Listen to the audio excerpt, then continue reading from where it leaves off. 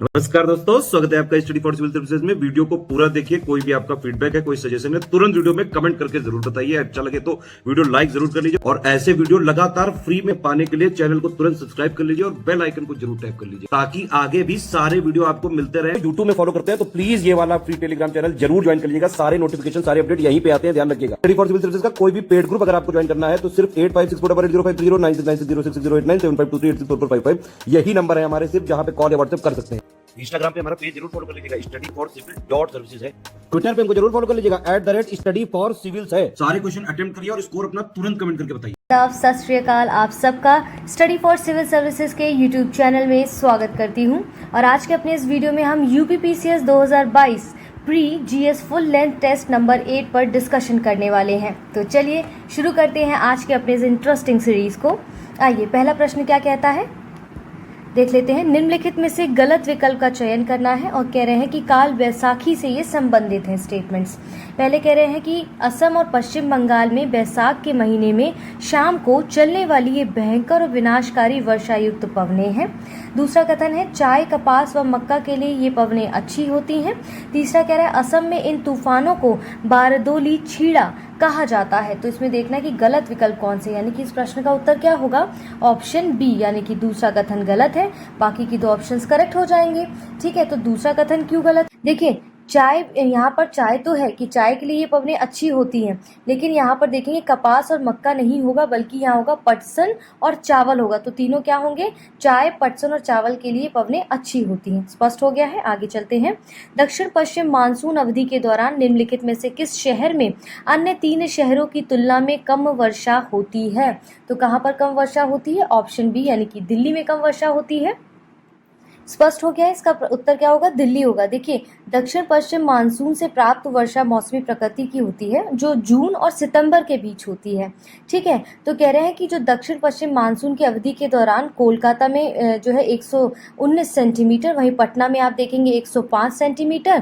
फिर इसके बाद आप देखते हैं इलाहाबाद में, यानी कि जो प्रयागराज है उसमें कितना, 76 सेंटीमीटर। और दिल्ली में कितना होता है, कह रहा है सबसे कम होती है। तो 56, क्या बोल रहा है, सबसे कम वर्षा 56 सेंटीमीटर होती है। स्पष्ट हो गया है। चलिए आगे देखते हैं। अगला प्रश्न क्या कहता है, कोपेन योजना के अनुसार जम्मू और कश्मीर, हिमाचल प्रदेश और उत्तराखंड निम्नलिखित में से किस प्रकार की जलवायु के अंतर्गत आते हैं? तो इस प्रश्न का उत्तर हो जाएगा ऑप्शन डी, यानी कि ई, जलवायु के अंतर्गत आते हैं। निम्नलिखित में से किस पूर्व की ओर बहने वाली नदी का जल ग्रहण क्षेत्र सबसे अधिक होता है वर्ग किलोमीटर में? तो किसका होता है? ऑप्शन सी, यानी कि ब्राह्मणी नदी का होता है। अब देखिए, आप हमें कमेंट बॉक्स में बताइएगा कि पूर्व की ओर बहने वाली नदियों के नाम क्या क्या हैं, मतलब कौन कौन सी नदियां हैं जो पूर्व की ओर बहती हैं। देखिए, ज्योग्राफी से इसी तरह से क्वेश्चन बनेंगे, तो आप नदियों को, पहाड़ों को और ये जो जितने भी ज्योग्राफी से रिलेटेड प्रश्न उनको अच्छे से तैयार करते रहिएगा। आगे देखते हैं। अंडमान एवं निकोबार द्वीप समूह में निम्नलिखित में से कौन सी पर्वत चोटी सबसे ऊंची है? और ये पर्वत शिखर जो है वो किस में अवस्थित है? तो इस प्रश्न का उत्तर हो जाएगा हमारा ऑप्शन ए, यानी कि सैंडल जो पीक है। इसमें कह रहा है कि अंडमान निकोबार द्वीप समूह में निम्नलिखित में से कौन सी पर्वत चोटी सबसे ऊंची है? तो सैंडल पीक, और ये पर्वत शिखर उत्तरी अंडमान में स्थित है। आइए आगे देखते हैं। क्या कह रहा है कि निम्नलिखित में से गलत विकल्प का हमें चयन करना है। तो यहाँ प्रायद्वीपीय पठार के विस्तार से संबंधित है। तो इस प्रश्न का उत्तर हो जाएगा ऑप्शन बी, यानी कि केवल 2 उत्तर पश्चिम में गिर पहाड़ियां जो है, इसमें कह रहा है गलत है। तो यहाँ पर सही क्या होगा? देखिए, इसमें गलत क्या है, यहाँ पर उत्तर नहीं बल्कि पश्चिम में गिर पहाड़ियां हैं। इस हिसाब से समझ गए होंगे आप इसका प्रश्न का उत्तर क्या है।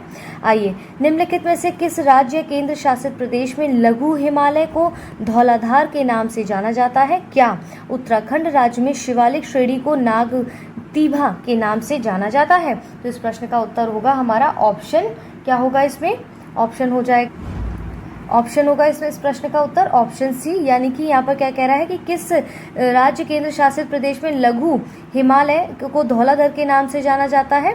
तो राज्य केंद्र शासित प्रदेश में कौन है यहाँ? हिमाचल प्रदेश है। कह रहा है क्या उत्तराखंड राज्य में शिवालिक श्रेणी को नागतीभा के नाम से जाना जाता है? तो नहीं जाना जाता है। तो किस नाम से जाना जाता है फिर शिवालिक श्रेणी को? यहाँ पर किस, शिवालिक श्रेणी नहीं बल्कि नागतीभा को जो है वो कौन सी श्रेणी जिसको नागतीभा के नाम से जाना जाता है? तो वो धौलाधर है। ठीक है, यहाँ पर इसकी जगह क्या हो जाएगा, धौलाधर है, यहाँ पर धौलाधार है, यहाँ पर ये शिवालिक श्रेणी नहीं है। स्पष्ट हो गया है। आइए आगे देखते हैं। सिंधु गंगा ब्रह्मपुत्र मैदानों में जलोढ़ निक्षेपों की औसत गहराई तक होती है। तो इस प्रश्न का उत्तर क्या होगा? ऑप्शन देखिए, ऑप्शन डी होगा, इनमें से कोई नहीं, यानी कि जो विकल्प दिए इसमें से तो कुछ भी नहीं होगा करेक्ट। तो क्या होगा? 1000 से 2000 मीटर तक होती है। अगले प्रश्न को देखते हैं। शोलास निम्नलिखित में से किन पहाड़ियों में पाए जाते हैं? तो इस प्रश्न का उत्तर हो जाएगा देखिए यहाँ पर ऑप्शन बी, यानी कि नीलगिरी पहाड़ियां, अन्नामलाई पहाड़ियां और पलानी पहाड़ियां। ठीक है, ये तो रहा इस प्रश्न का उत्तर। अब देखिए यहाँ पर शोलास का नाम दिया गया है, तो हमें पता होना चाहिए क्या होता है। देखिए, शीतोष्ण कटिबंधीय वनों को शोलास के नाम से जाना जाता है, तो हो सकता है डायरेक्ट इससे भी प्रश्न पूछा जा सके। तो चलिए आगे देखते हैं। अब हम भारतीय कृषि अनुसंधान परिषद के वर्गीकरण के अनुसार निम्नलिखित में से किस प्रकार की मिट्टी का क्षेत्रफल सबसे कम होता है? तो इस प्रश्न का उत्तर होगा मॉलीसोल्स का। मॉलीसोल्स मिट्टी का क्षेत्रफल सबसे कम होता है। आइए आगे बढ़ते हैं। निम्नलिखित में से कौन सा विकल्प सही सुमेलित नहीं है? एक तरफ देखिए कंट्रीज दी गई, एक तरफ उनकी कैपिटल्स दी गई हैं, तो इसमें से कौन सा जो है वो सही सुमेलित नहीं है? तो इसमें देखिए लाइबेरिया जो है, ऑप्शन डी इस प्रश्न का उत्तर होगा। लाइबेरिया जो है वो बेरूत इसकी राजधानी नहीं बल्कि क्या है? मोनरोविया इसकी राजधानी है।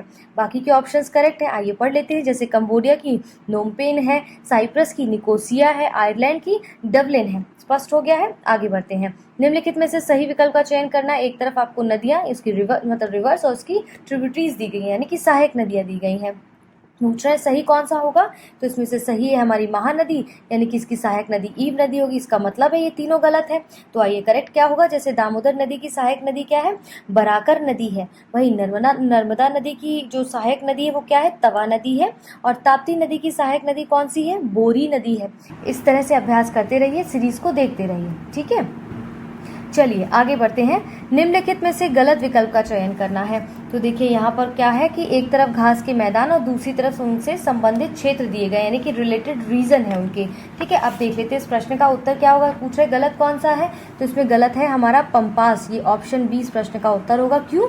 क्योंकि देखिए पंपास जो है वो दक्षिण अफ्रीका में नहीं बल्कि अर्जेंटीना में, कहाँ पर? अर्जेंटीना में पाए जाते हैं। अर्जेंटीना में जो है वो पंपास का घास के मैदान होते हैं। बाकी के ऑप्शंस करेक्ट है। देखिए जैसे पुस्ताच कहाँ है? हंगरी है। डाउन्स कहाँ पर है? ऑस्ट्रेलिया। कैंटरबरी कहाँ पर है? न्यूजीलैंड। आगे बढ़ते हैं। देखिए कर्क रेखा भारत के कितने उत्तर पूर्वी राज्यों से होकर, किसकी बात कर रहा है? नॉर्थ ईस्टर्न स्टेट की बात कर रहा है, होकर गुजरती है। निम्नलिखित में से किस उत्तर पूर्वी राज्य से होकर कर्क रेखा नहीं गुजरती है? तो इस प्रश्न का उत्तर होगा ऑप्शन सी, यानी कि 2 उत्तर पूर्वी राज्यों से कर्क रेखा होकर गुजरती है। जिसमें क्या है कि कह रहा है कि किस उत्तर पूर्वी राज्य से होकर नहीं गुजरती कर्क रेखा? तो वो मेघालय है। आगे बढ़ते हैं।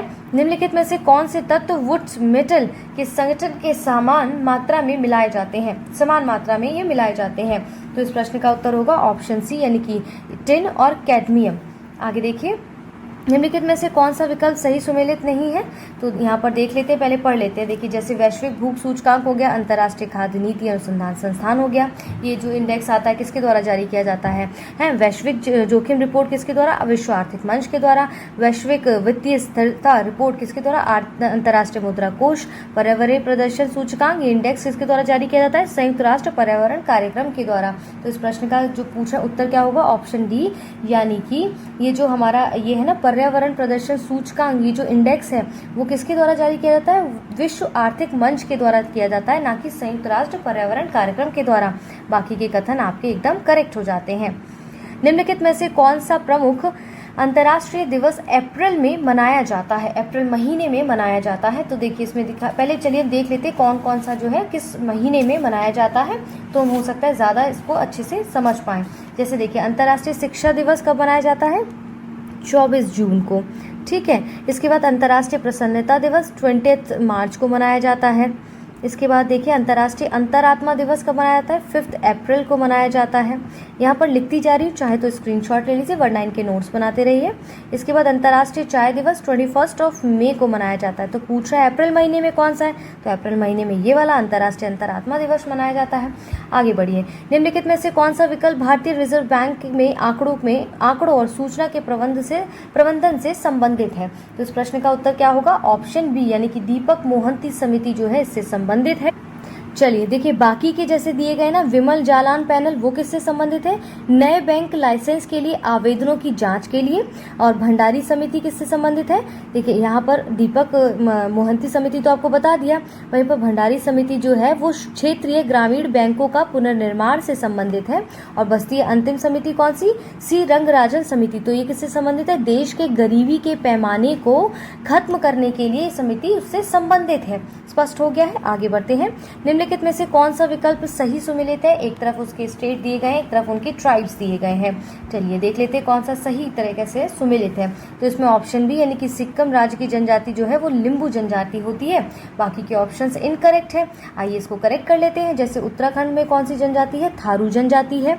इसके बाद गोवा में देखेंगे तो वहां पर सिंधी, कौन सी? सिद्धि, ठीक है, इसको सिद्धि बोलेंगे, सिद्धि जनजाति है, ठीक है, सिद्धि जनजाति यहाँ पाई जाती है गोवा में।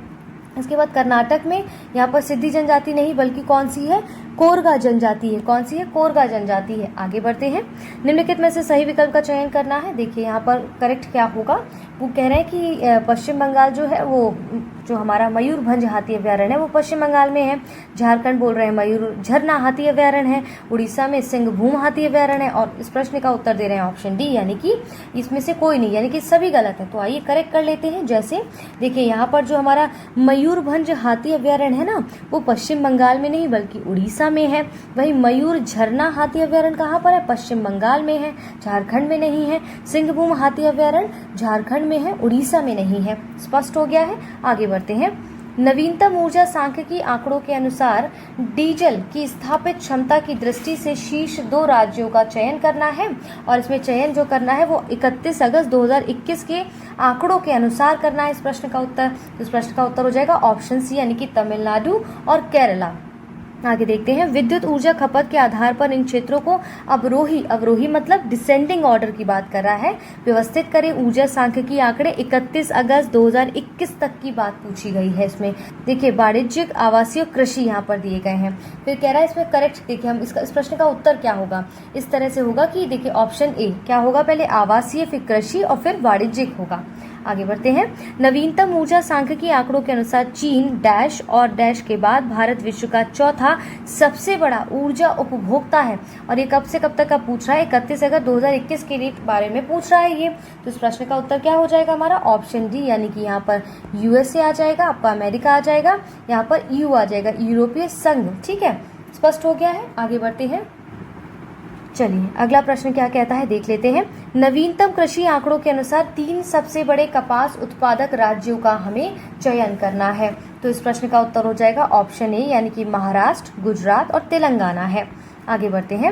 निम्नलिखित में से कौन सा राज्य नवीनतम खनिज आंकड़ों के अनुसार निकल के भंडार में शीर्ष 3 राज्यों में शामिल नहीं है? तो इस प्रश्न का उत्तर हो जाएगा ऑप्शन सी, यानी कि गुजरात इसमें शामिल नहीं है। निम्नलिखित में से कौन से त्योहार अगस्त के महीने में मनाए जाते हैं? तो देखिए इस प्रश्न का उत्तर देखिए क्या होगा। इस प्रश्न का उत्तर देखिए बाद में देखिए इसमें बता देती हूँ। जैसे कि ये जो नुआखाई है ना, ये उड़ीसा में मनाया जाता है। ठीक है, थोड़ा सा इसको और अच्छे से आप याद कर सके इसलिए मैं हिंट दे रही हूँ। यहाँ पर उड़ीसा में नुआखाई को मनाया जाता है। ठीक है, इसके बाद आप देखेंगे कि पोंगल कहाँ मनाया जाता है? पोंगल हमारा तमिलनाडु में मनाया जाता है। वहीं आप देखेंगे गुड़ी पड़वा कहाँ मनाया जाता है। चलिए ये मैं नहीं बताऊंगी, ये आप बताएंगे हमारे कमेंट बॉक्स में कि गुड़ी पड़वा जो है वो कहाँ मनाया जाता है।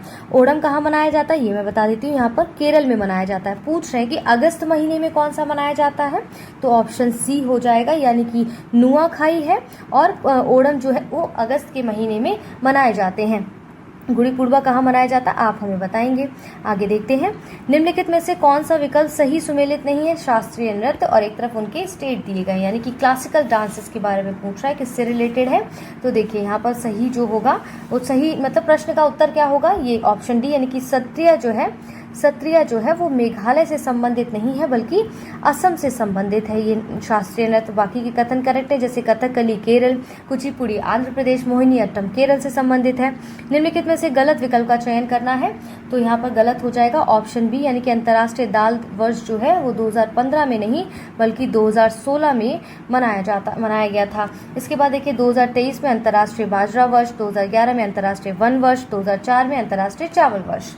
निम्नलिखित में से विषम की बात कर रहा है, ऑड ऑप्शन की बात कर रहा है, विकल्प का चयन कर रहा है, अंतर्राष्ट्रीय संगठन है, उनके मुख्यालय दिए गए, हेडक्वार्टर्स दिए गए हैं। ऐसे क्वेश्चन बहुत बार यूपीपीसीएस पूछता रहता है, तो उनके फेवरेट क्वेश्चंस में आते हैं ये, तो अच्छे से तैयार करिएगा।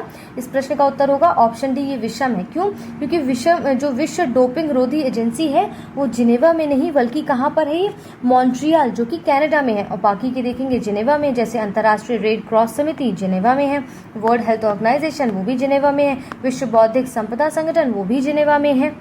आगे बढ़ते हैं। निम्नलिखित में से किस राज्य या केंद्र शासित प्रदेश में तट रेखा की लंबाई सबसे अधिक है किलोमीटर्स में? तो इस प्रश्न का उत्तर होगा ऑप्शन सी, यानी कि केरल की। ठीक है, चलिए आगे देखते हैं। निम्नलिखित में से कौन सा विकल्प सही सुमेलित नहीं है? भारतीय राष्ट्रीय कांग्रेस के अधिवेशन से ये प्रश्न पूछा गया है। इसके कथन ऐसे दिए गए होंगे आपको। तो क्या है कि ऑप्शन सी, इस प्रश्न का उत्तर क्या होगा? तीसरा पत्र जो था वो गलत है। यहाँ पर पी आनंद चारलू नहीं बल्कि सैयद बदरुद्दीन तैयब जी हैं यहाँ पर। बाकी के ऑप्शंस करेक्ट है। पहला सत्र WC बनर्जी, दूसरा सत्र कब आया था? दादा भाई नौरोजी के समय पे। इसके बाद चौथा सत्र जॉर्ज यूल। आगे बढ़ते हैं। क्या लिखा है? द्वारकानाथ विद्याभूषण ने निम्नलिखित में से किस समाचार पत्र का संपादन किया था? न्यूज़पेपर की बात पूछ रहे हैं, तो इस प्रश्न का उत्तर हो जाएगा हमारा ऑप्शन सी, यानी कि सोम प्रकाश समाचार पत्र का इन्होंने जो है संपादन किया था। बाकी के देख लेते हैं, क्योंकि ऐसे जो समाचार वगैरह से पत्र जो पूछे जाते हैं ना न्यूज़पेपर, ऐसे क्वेश्चन मैच द फॉलोइंग में आपको देखने को मिल सकते हैं। जैसे वंदे मातरम समाचार पत्र, मैडम भीकाजी कामा, हिंदू पैट्रियट समाचार पत्र, क्या लिखा है? गिरीश चंद्र घोष। क्या लिखेंगे यहाँ पर? गिरीश चंद्र घोष। देखिए यहाँ पर अब स्पष्ट हो जाएगा। फिर इसके बाद इंडियन मिरर समाचार, क्या लिखा है? इंडियन मिरर समाचार पत्र देवेंद्र नाथ टैगोर के द्वारा। ठीक है, स्पष्ट हो गया है। आगे बढ़ते हैं। क्या लिखा है यहाँ पर? 33 जो प्रश्न है वो कह रहा है 1921 से 22 के दौरान हुए एका आंदोलन से निम्नलिखित में से कौन से जिला प्रभावित हुए थे? तो चलिए देख लेते कौन कौन से जिले प्रभावित हुए थे। इस प्रश्न का उत्तर है ऑप्शन बी, यानी कि हरदोई जिला और बाराबंकी जिला। और कौन सा प्रभावित हुआ था? सीतापुर जिला प्रभावित हुआ था। देखिए ये तो रही किसके कौन कौन से जिले इससे प्रभावित हुए थे। भाई अब पता तो हो कि एका आंदोलन होता क्या है, तो आप हमें बताइएगा जरा। आप यूपीपीसीएस बहुत नजदीक आ रहा है, तैयारी कैसी है बताइए जरा। इनडायरेक्टली डायरेक्टली ये आंसर देके आप हमें कि एका आंदोलन क्या था। ठीक है, आगे बढ़ते हैं। देखिए अगला प्रश्न क्या कहता है कि निम्नलिखित में से गलत विकल्प का हमें चयन करना है। किसके संदर्भ में? बारदोली सत्याग्रह से संबंधित है। तो इसमें दे रहा है कि इसकी शुरुआत 1928 में सूरत में हुई थी। ये बम्बई सरकार द्वारा राजस्व में 22% की बढ़ोतरी के खिलाफ था। अंततः राजस्व को घटाकर 6.03% कर दिया गया था। देखिए सारे ऑप्शन जो है वो पूरी तरह करेक्ट है, इसीलिए इस प्रश्न का उत्तर क्या होगा? इनमें से कोई नहीं, क्योंकि पूछा था गलत विकल्प कौन सा है। स्पष्ट हो गया है। चलिए आगे बढ़ते हैं अब हम। देखिए ये प्रश्न क्या कहता है कि निम्नलिखित में से किन व्यक्तियों ने पावना कृषि विद्रोह का समर्थन किया था? तो किन किन ने किया था? देखिए इस प्रश्न का उत्तर हो जाएगा ऑप्शन ए, यानी कि BC चटर्जी, और दूसरा क्या है? RC दत्त ने। स्पष्ट हो गया है। चलिए आगे बढ़ते हैं। निम्नलिखित में से गलत विकल्प का चयन करें। पागलपंथी आंदोलन से ये कथन यहाँ पर दिए गए हैं।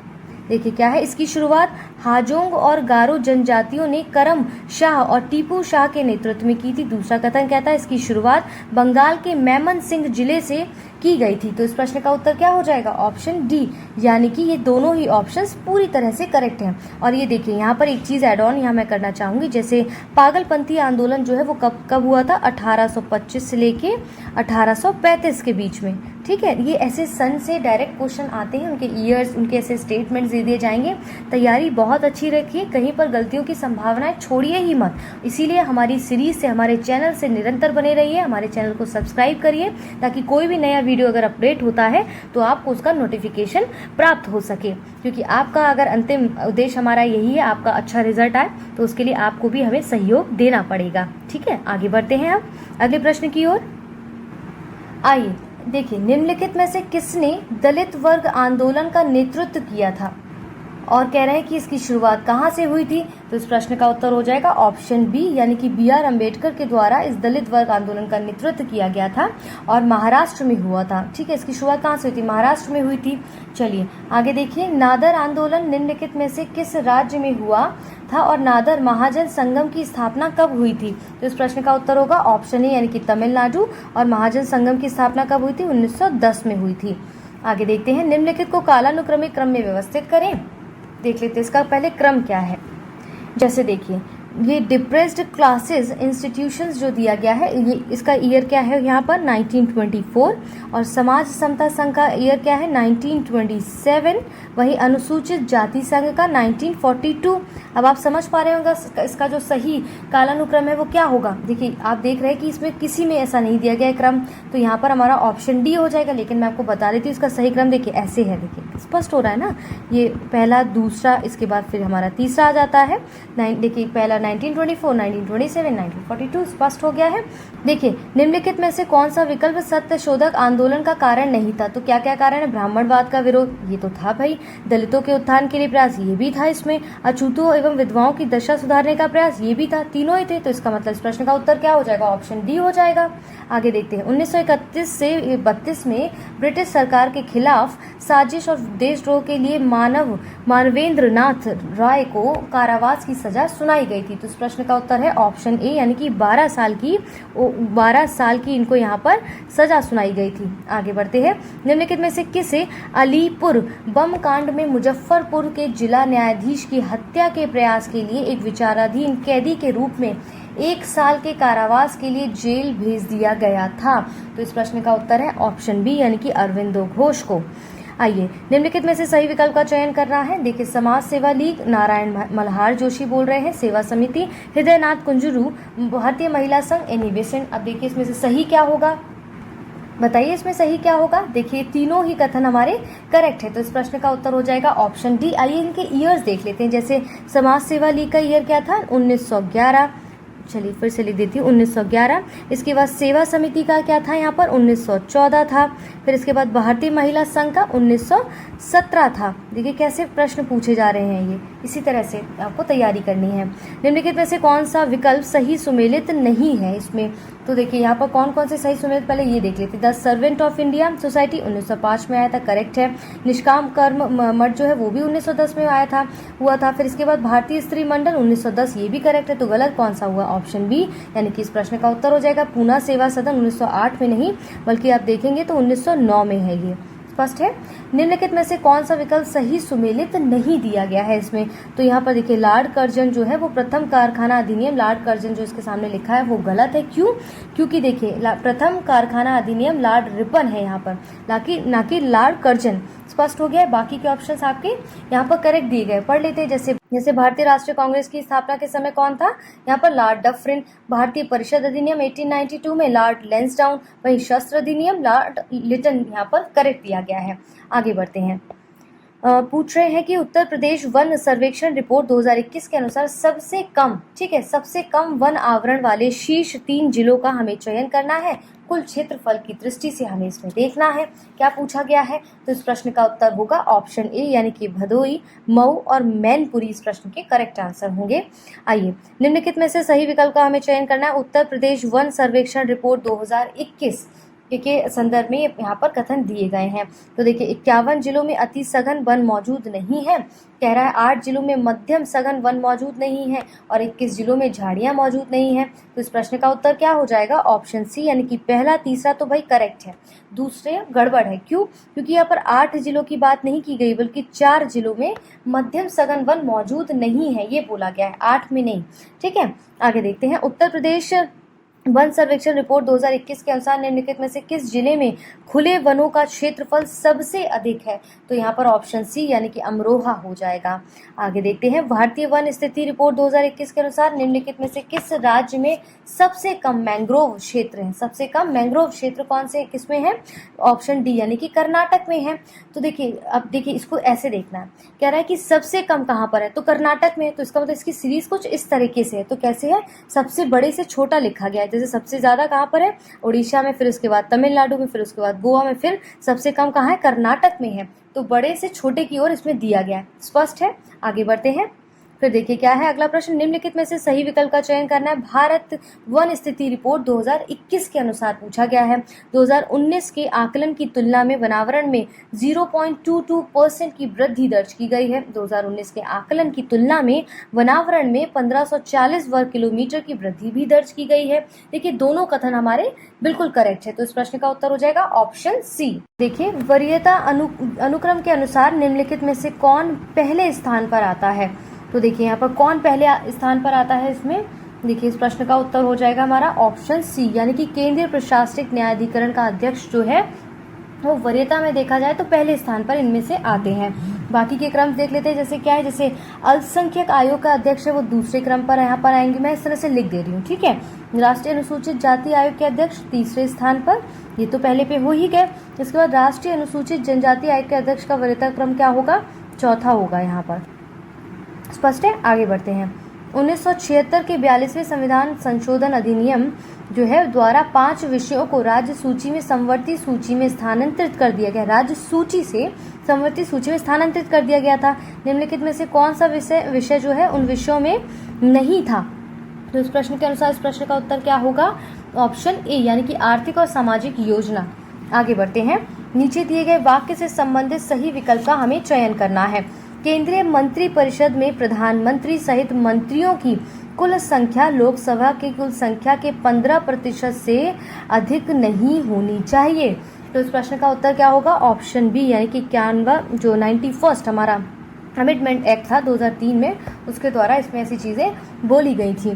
ठीक है, अब आप देखिए यहाँ पर जो है, आप हमें कोई भी एक संशोधन उठा लीजिए, जैसे मान लीजिए यहाँ पर 2005 है, माफ़ी चाहती हूँ, यहाँ पर देखिए इंग्लिश में सही लिखा है, जैसे 93rd यहाँ पर दिया गया संशोधन अधिनियम 2005 में किसके लिए ये संशोधन हुआ था, क्या था इस संशोधन में, आप हमें बताइएगा कमेंट बॉक्स में, है ना। संशोधन से भी ऐसे पूछे गए हैं प्रश्न काफ़ी। तो अगला प्रश्न देखते हैं। अनुच्छेद 371G के अंतर्गत, यहाँ पर देखिए क्या लिखा है, 371G के अंतर्गत निम्नलिखित में से किस पूर्वोत्तर राज्य के संबंध में विशेष प्रावधान दिए गए हैं। तो इस प्रश्न का उत्तर है ऑप्शन ए, यानी कि मिजोरम। निम्नलिखित में से कौन सा तत्व केशवानंद भारती मामले से संबंधित नहीं था। तो देखेंगे यहाँ पर कौन सा नहीं था, ऑप्शन डी, यानी कि न्यायिक समीक्षा जुडिशियल रिव्यू नहीं था। क्यों था, किसमें था, बताऊंगी, पहले ये देखिए। संविधान की सर्वोच्चता, भारत की संप्रभुता एवं एकता, संसदीय प्रणाली, ये तीनों ही इससे संबंधित हैं। इसके बाद देखेंगे न्यायिक समीक्षा जो है जुडिशियल रिव्यू, वो 1975 में इंदिरा नेहरू गांधी मामला से संबंधित था, उसके मामले से संबंधित था। स्पष्ट हो गया है। अगले प्रश्न की ओर बढ़िए। निम्नलिखित में से गलत विकल्प का चयन करना है। इसके सोर्सेस बोला है, संविधान की विशेषताएं के सोर्सेस जो है कहाँ से लिए गए हैं ये प्रावधान। जैसे न्यायपालिका कह रहे हैं कि भारत शासन अधिनियम 1935 से, ये पूरी तरह से जो है वो करेक्ट है। फिर देखिए द्विसदनवाद जो है वो आयरिश संविधान से नहीं बल्कि किससे लिया गया है, यहाँ पर ब्रिटिश संविधान से लिया गया है। वहीं राष्ट्रपति का महाभियोग किस संविधान से लिया गया है, ये जो स्रोत है कहाँ से है, ये अमेरिकी संविधान से है। पूरी तरह से करेक्ट है। इस प्रश्न का उत्तर क्या पूछ रहे हैं, गलत कौन सा है, तो देख लीजिए ऑप्शन बी आता है, यानी कि केवल 2 गलत था। आगे बढ़ते हैं। 1992 के 71वें संशोधन अधिनियम द्वारा कोंकणी, मणिपुरी और ऑप्शन यहाँ पर देखिए गैप दिया गया है कि भाषाओं को 8वीं अनुसूची में जोड़ा गया था। इसके साथ अनुसूची भाषाओं की कुल संख्या बढ़कर कितनी हो गई थी। देखिए यहाँ पर ऑप्शन मैं बताऊंगी इसका आंसर क्या है, लेकिन आपको थोड़ा सा खुद को अलग तरीके से सोचना है। क्यों, क्योंकि देखिए 1992 में जो अधिनियम वो संशोधन हुआ था ना, उसके संदर्भ में पूछा जा रहा है, तो तब कितनी भाषाएं थी। तो देखिए इस प्रश्न का उत्तर है ऑप्शन ए, यहाँ पर नेपाली, मणिपुरी और कोंकणी भाषाओं को 8वीं अनुसूची में जोड़ा गया था। अब कुछ बच्चे कहेंगे नहीं मैडम करंट में तो 22 है। आप बिल्कुल सही हैं, करंट में 22 भाषाएं तो हैं, लेकिन यहाँ पर 1992 के संदर्भ में पूछा तो तब कितनी थी, वहाँ पर 18 थी। स्पष्ट हो गया है, आशा करती हूँ। चलिए आगे बढ़ते हैं। संविधान के भाग 8 में निम्नलिखित में से किस विषय से संबंधित प्रावधान दिए गए हैं। देखिए किससे दिए गए हैं, तो इसमें संघ राज्य क्षेत्र से संविधान के जो भाग 8 में इसके बारे में लिखा गया है। वहीं देखेंगे संविधान का संशोधन किसके अंतर्गत दिया गया है, भाग किसके अंतर्गत दिया गया है, भाग 20 में दिया गया है। और निर्वाचन का भाग 15 में दिया गया है। वहीं अनुसूचित और जनजातीय क्षेत्रों का ये मैं नहीं बताऊंगी, ये आप बताएंगे। भाई सब चीज़ मैं ही बताऊंगी तो आप क्या करेंगे। चलिए हमें बताइए कैसी चल रही है प्रैक्टिस आपकी, यहाँ पर बताइएगा हमें कमेंट बॉक्स में किस भाग के अंतर्गत आता है। चलिए, निम्नलिखित में से गलत विकल्प का हमें चयन करना है। तो चलो भाई पहले सही देख लेते हैं कौन कौन से हैं। अनुच्छेद 21A जो है 21A वो क्या है, राइट टू एलिमेंट्री एजुकेशन यानी कि प्राथमिक शिक्षा का अधिकार है। ये तो हमें सही लग रहा है और सही भी है। अनुच्छेद 44 में नागरिकों के लिए समान नागरिक संहिता कहता है, बिल्कुल सही है। अनुच्छेद 155 में क्या है, राज्यपाल की नियुक्ति की बात की गई, बिल्कुल करेक्ट है। इसका मतलब ये गलत है, तो इस प्रश्न का उत्तर हो जाएगा ऑप्शन डी। अब देखिए अनुच्छेद 312 में लोक सेवक आयोगों की कार्य के बारे में नहीं बताया गया, बल्कि अखिल भारतीय सेवाएं यहाँ पर दी गई, मेंशन किया गया। किनको, अखिल भारतीय सेवाओं को मेंशन किया गया है। आगे बढ़ते हैं, निम्नलिखित में से कौन सा विकल्प सही सुमेलित है, तो देख लेते हैं सही कौन सा है। ऑप्शन डी यानी कि संविधान सभा का छठा सत्र 1948 में हुआ था। बाकी के देखिए संविधान सभा का तीसरा सत्र, चौथा सत्र, पांचवा सत्र ये हुआ था हमारा 1947 में। क्लियर हो गया है। चलिए आगे बढ़ते हैं। अगला प्रश्न क्या पूछ रहा है कि निम्नलिखित में से गलत विकल्प का हमें चयन करना है। चलो भाई चयन कर लेते हैं। गुरु नानक ने लंगर की अवधारणा पेश की थी। गुरु अंगद का वास्तविक नाम भाई लहना था। गुरु हरगोविंद ने सच्चा बादशाह की उपाधि धारण की थी। गलत विकल्प कौन सा होगा। इस प्रश्न का उत्तर है ऑप्शन डी, इनमें से कोई नहीं, यानी कि तीनों ही कथन हमारे करेक्ट है, जो कि करेक्ट है ना। आगे देखिए, निम्नलिखित में से सही विकल्प का चयन करना है। शंकराचार्य ने श्रृंगेरी, द्वारकापुरी और फिर बद्रीनाथ में मठों की स्थापना करवाई थी। फिर यहाँ पर लिखा है रामानुज का जन्म 12वीं शताब्दी में आधुनिक तिरुचिरापल्ली के पास श्री पेरुमुदुर में हुआ था। तो इसमें कह रहा है कौन से कथन सही हैं। तो देखिए इस प्रश्न का करेक्ट आंसर है ऑप्शन ए, यानी कि पहला कथन तो सही हो जाता है, दूसरा गलत। क्यों, क्योंकि देखिए यहाँ पर तिरुचिरापल्ली के पास नहीं बल्कि ये चेन्नई के पास की बात कर रहा है। यहाँ पर करेक्ट क्या है, चेन्नई। आइए, निम्नलिखित में से सही विकल्प का चयन करना है। शिवाजी के केंद्रीय प्रशासन से ये प्रश्न पूछा गया है। तो यहाँ पर क्या दिया गया है कि सही विकल्प कौन सा। इस प्रश्न का उत्तर होगा ऑप्शन बी, यानी कि केवल 2 करेक्ट है, पहला और तीसरा गलत है। तो चलिए देख लेते हैं गलत क्यों है। देखिए फिर इसको सैन्य कमांडर एक मानक पद को दाविर नहीं कहते थे, बल्कि क्या कहते थे, यहाँ पर देखिए आप सरे नौबत कहते थे। ठीक है, इसको सरे नौबत कहते थे। इसके बाद हम देखते हैं ये वाला तो करेक्ट है, दूसरा करेक्ट है, तीसरा क्यों गलत है। समारोह और विदेश मंत्रालय के प्रमुख को क्या कहते थे, दाविर कहते थे। यहाँ पर लिखा है ना ये दाविर कहते थे, ऊपर नीचे स्टेटमेंट्स कर दिए गए हैं। बस यही तो सारा खेल है, हमें ध्यान रखना है, इस खेल में उलझना नहीं है, इसको सुलझाना है और सुलझाने के लिए हमें अभ्यास करना पड़ेगा। आइए क्या है अगला प्रश्न, निम्नलिखित को कालानुक्रमिक क्रम में व्यवस्थित करना है। तो देखिए पहले हम इनके थोड़ा सा ईयर या कुछ ऐसी चीजें हैं देख लेते हैं ताकि हम इसको अच्छे से व्यवस्थित कर सकें। तो जैसे रघुनाथ राव का जो समय काल है वो कितना है, 1773 से लेकर 1774 है। वहीं पर हम देखते हैं नारायण राव का क्या है, 1772 से लेकर 1773 है। फिर है बाजीराव द्वितीय का कार्यकाल क्या था, 1796 से लेकर 1818 ईस्वी तक का है। फिर सवाई माधव राव का कितना है, 1774 से लेकर 1795 ईस्वी तक का है। तो सही क्रम क्या हुआ इसका, ऑप्शन बी हुआ। देखिए सही है ना, ये पहले दूसरा आएगा फिर पहला आएगा, पहले दूसरा फिर पहला, फिर इसका चौथा, फिर इसका तीसरा आ जाएगा। स्पष्ट हो गया है। आगे बढ़ते हैं। निम्नलिखित में से किसने अदन्या पत्र लिखा था और जिसमें उन्होंने युद्ध, किलों के रख रखाव, प्रशासन की विभिन्न तकनीकों की व्याख्या की थी। तो इस प्रश्न का उत्तर क्या है, ऑप्शन सी, यानी कि रामचंद्र पंत अमात्य ने की थी। इनका देखिए वो देख लेते हैं हम, ईयर क्या है, 1689 से लेकर 1708 ईस्वी। स्पष्ट हो गया है। आगे बढ़ते हैं। प्रतापगढ़ का युद्ध कब लड़ा गया और इस युद्ध में शामिल अफजल खान ने डैश का प्रतिनिधित्व किया था। तो इस प्रश्न का उत्तर है ऑप्शन डी, यानी कि 16, यहाँ पर युद्ध उन्होंने कब लड़ा था, 1659 में बीजापुर के आदिल शाह का प्रतिनिधित्व किया था अफजल खान ने। निम्नलिखित में से कौन सा विकल्प सही सुमेलित है। मुगल प्रशासन से ये प्रश्न पूछा गया है, इससे संबंधित है। प्रश्न का उत्तर है ऑप्शन ए। इस प्रश्न का उत्तर क्या होगा, ऑप्शन ए, क्योंकि न्यायपालिका विभाग के प्रमुख को मुख्य काजी ही कहते थे। बाकी के देखिए सारे गलत हैं। ये प्रश्न अच्छे से पढ़ते जाइएगा क्योंकि ऐसे प्रश्न बहुत बार पूछे गए यूपीपीसीएस में। देखिए अब हम यहाँ पर देखिए, ये तो प्रश्न का उत्तर निकल आया। अब देखिए यहाँ मीर माल जो है वो किसको कहा जाता था, वो राजस्व सचिव को नहीं बल्कि शासक की गुप्त एक मुहर हुआ करती थी, मुहर है ये, ठीक है। वही मुस्तौफी किसे कहा जाता था, इसको नहीं बल्कि महालेखा परीक्षक को कहा जाता था। और मुशर्रिफ महालेखा परीक्षक को नहीं बल्कि राजस्व सचिव होता था। मुशर्रिफ कौन होता था, राजस्व सचिव। स्पष्ट हो गया है।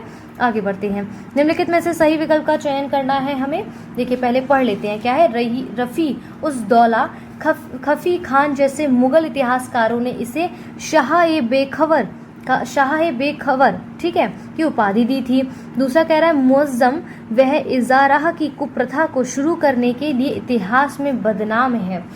यहाँ तीसरा कथन क्या कह रहा है, जहांदार शाह, इसे शाहजहां द्वितीय की उपाधि दी गई थी।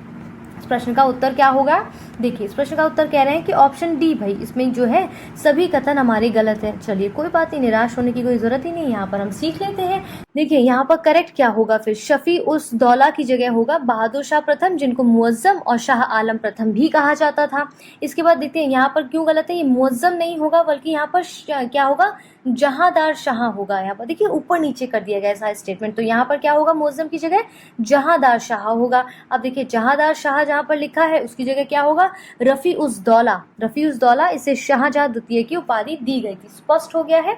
आगे बढ़ते हैं, निम्नलिखित में से कौन सा यात्री जिसने शाहजहां के शासनकाल का वर्णन किया है इटली से था, जो कि, तो इस प्रश्न का उत्तर हो जाएगा हमारा ऑप्शन सी यानी कि मनुची हो जाएगा।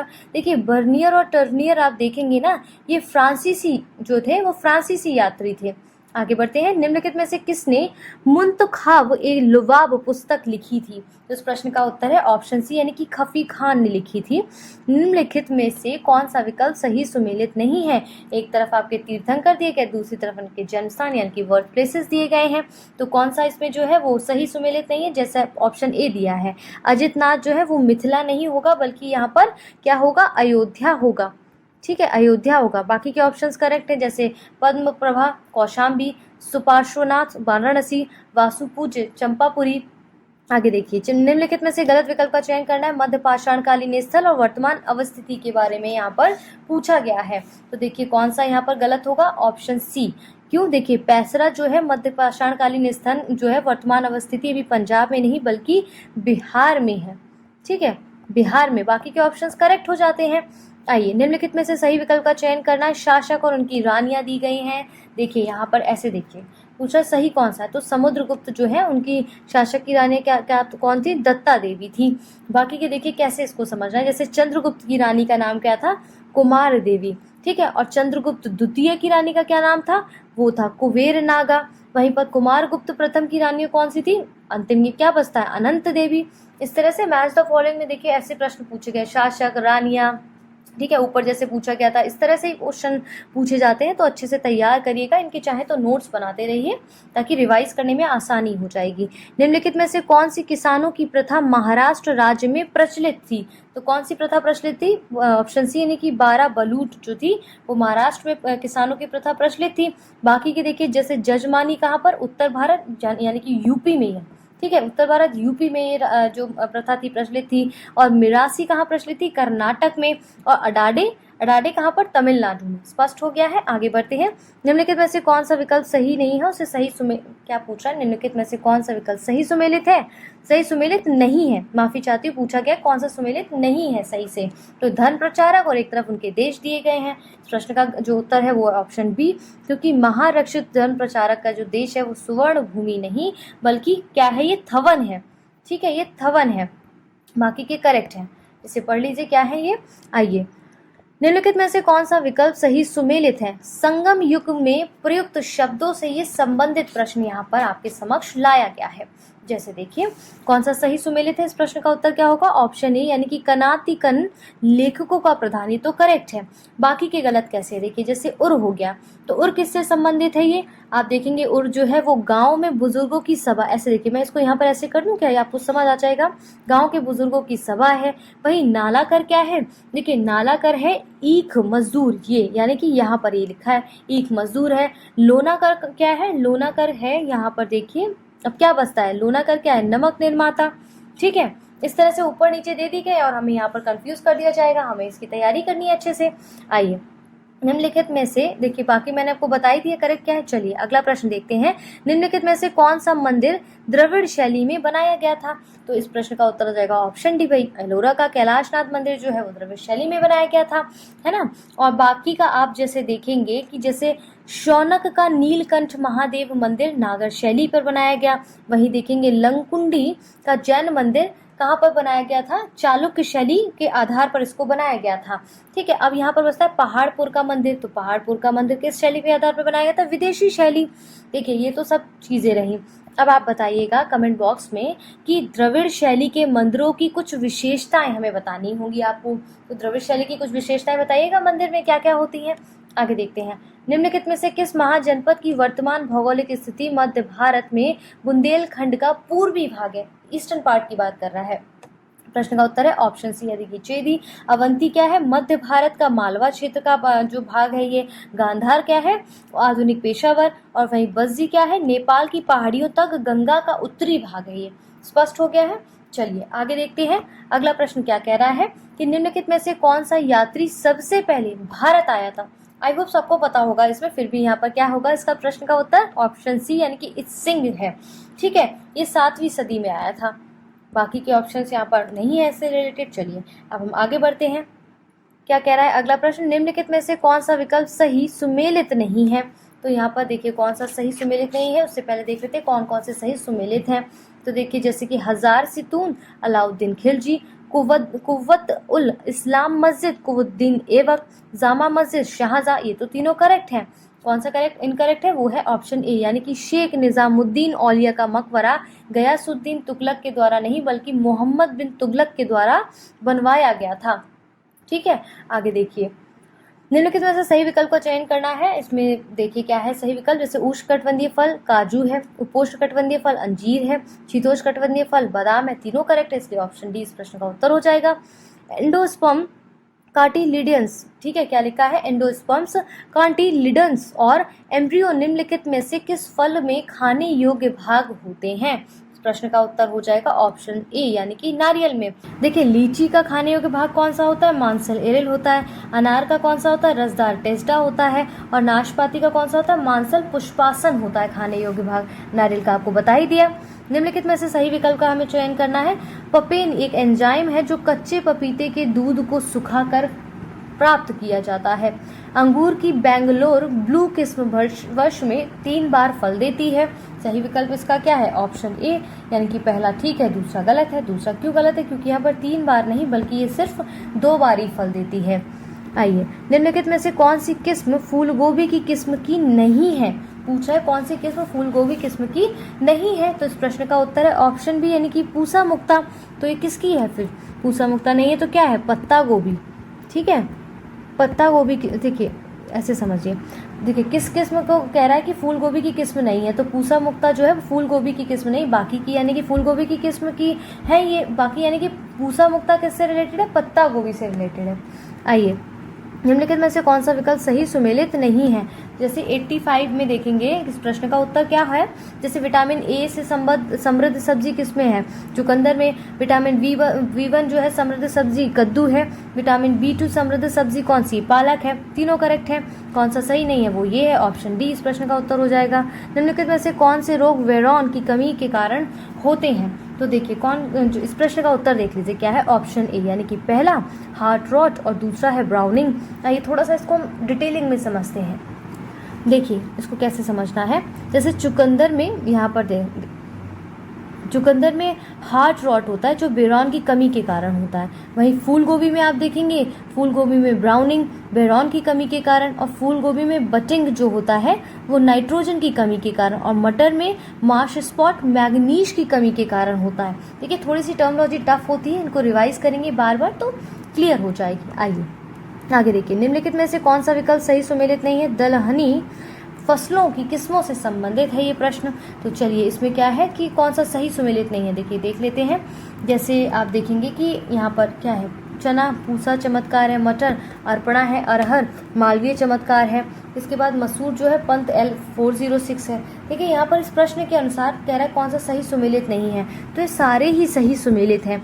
जबकि पूछा कौन से नहीं, तो यहाँ पर क्या हो जाएगा, ऑल ऑफ द एवं all of the options are correct हो जाएगा यहाँ पर। देखिए सारे ऑप्शंस करेक्ट है ना। चलिए आगे देखिए, निम्नलिखित में से कौन सा कार्य गंधक का नहीं होता है। तो इस प्रश्न का उत्तर क्या हो जाएगा हमारा, चलिए पहले सेंटेंसेस पढ़ लेते हैं। 2 आवश्यक अमीनो अम्लों सिस्टीन और मिथियोनिन के निर्माण में सहायक होता है। विटामिन B1 के निर्माण में भी सहायक होता है। क्लोरोफिल के निर्माण में सहायक होता है। आप पूछा कौन सा नहीं है इसमें ऑप्शन, तो इस प्रश्न का उत्तर क्या हो जाएगा हमारा, ऑप्शन हो जाएगा हमारा ऑप्शन डी, इनमें से कोई नहीं, यानी कि सभी जो है वो कार्य जो है गंधक के ही हैं ये। चलिए निम्नलिखित में से गलत विकल्प का चयन करना है। भारत में स्थानांतरित खेती से संबंधित है। एक तरफ आपको कृषि, इसके एग्रीकल्चर कल्टीवेशन दिया गया है, दूसरा इसका रीजन कंसर्ट दिया गया, संबंधित क्षेत्र दिया गया है, और गलत पूछ रहा है कौन सा है। तो इस प्रश्न का उत्तर हमारा हो जाता है यहाँ पर ऑप्शन डी, यानी कि कुमारी जो है वो पूर्वी घाट नहीं, इससे संबंधित नहीं बल्कि किससे संबंधित है, ये देख लीजिए यहाँ पर क्या दिया गया है कि पूर्वी घाट नहीं बल्कि कुमारी जो है वो पश्चिमी घाट से संबंधित है। बाकी के ऑप्शंस आपके करेक्ट दिए गए हैं। आगे देखिए क्या है अगला प्रश्न। निम्नलिखित में से गलत विकल्प का चयन करना है। तो देखिए यहाँ पर रबी फसलों की कटाई का समय मार्च अप्रैल है।